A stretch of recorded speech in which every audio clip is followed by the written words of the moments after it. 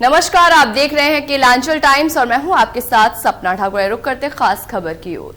दिल्ली शराब घोटाला केस में मुख्यमंत्री अरविंद केजरीवाल ही नहीं बल्कि अब आम आदमी पार्टी की भी मुसीबत बढ़ सकती है।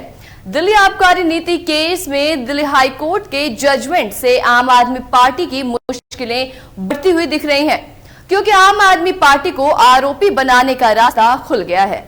हाई कोर्ट के फैसले से अब इस बात की आशंका बढ़ गई है कि दिल्ली शराब घोटाला केस में पूरी की पूरी आम आदमी पार्टी ही जांच के दायरे में आ सकती है।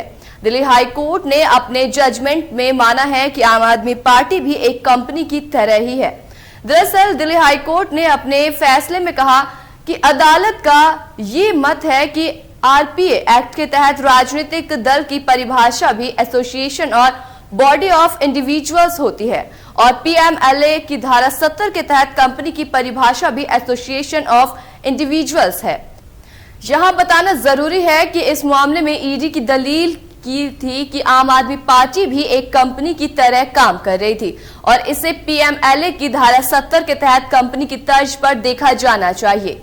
कोर्ट ने अपने आदेश में यह भी साफ किया है कि इस आदेश में कही गई बातों का ट्रायल के दौरान मामले की मेरिट पर किसी तरह की राय न माना जाए।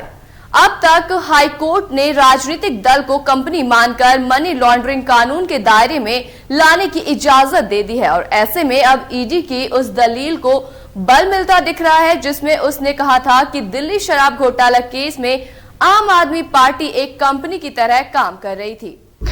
अदालत के इस आदेश के बाद संभवतः ईडी के लिए रास्ता खुल गया है, जिसमें वो आम आदमी पार्टी को भी इस मामले में आरोपी बना सकती है। गौरतलब है कि पिछले साल अक्टूबर में दिल्ली शराब घोटाला केस में जेल में बंद दिल्ली के पूर्व मुख्यमंत्री मनीष सिसोदिया की जमानत अर्जी पर सुनवाई के दौरान सीबीआई और ईडी ने सुप्रीम कोर्ट में कहा था कि वो दिल्ली आबकारी नीति संबंधित मामले में आम आदमी पार्टी यानी कि आप को आरोपी बनाने पर विचार कर रहे हैं। जांच एजेंसियों ने अक्सर कहा है कि आम आदमी पार्टी उन हितधारकों से प्राप्त रिश्वत की लाभार्थी थी जिन्हें बदले में शराब लाइसेंस प्राप्त हुए थे। उन्होंने आरोप लगाया है कि आम आदमी पार्टी ने इस धन का इस्तेमाल गोवा विधानसभा चुनाव में प्रचार के लिए किया था। अरविंद केजरीवाल को झटका देते हुए दिल्ली हाई कोर्ट की न्यायमूर्ति स्वर्ण कांता शर्मा ने अपने फैसले में कहा, जो सामग्री अदालत में दी गई है उससे पता चलता है कि अरविंद केजरीवाल ने कथित तौर पर अन्य व्यक्तियों के साथ साजिश रची थी और साउथ ग्रुप से रिश्वत मांगने की प्रक्रिया के साथ साथ अपराध की आय को उत्पन्न करने, उपयोग करने और छिपाने की प्रक्रिया में दिल्ली उत्पाद शुल्क नीति 2021-22 के निर्माण में शामिल थे।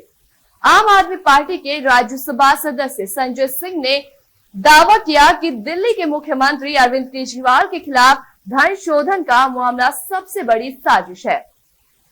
उन्होंने केजरीवाल के मामले का जिक्र करते हुए आरोप लगाया है कि फर्जी गवाह बनाए गए हैं और निराधार आरोप लगाए जा रहे हैं। सिंह ने कहा, हमें पूरा भरोसा है कि जल्द ही केजरीवाल को उच्चतम न्यायालय से न्याय मिलेगा। संजय सिंह का ये बयान दिल्ली उच्च न्यायालय द्वारा अरविंद केजरीवाल की याचिका को खारिज किए जाने के बाद आया। अरविंद केजरीवाल ने उच्च न्यायालय में दायर याचिका में प्रवर्तन निदेशालय द्वारा धन शोधन मामले में अपनी गिरफ्तारी को चुनौती देते हुए कहा कि किसी कानूनी प्रावधान का उल्लंघन नहीं हुआ है। ऐसे तमाम बड़ी खबरों के लिए देखते रहें केलांचल टाइम्स।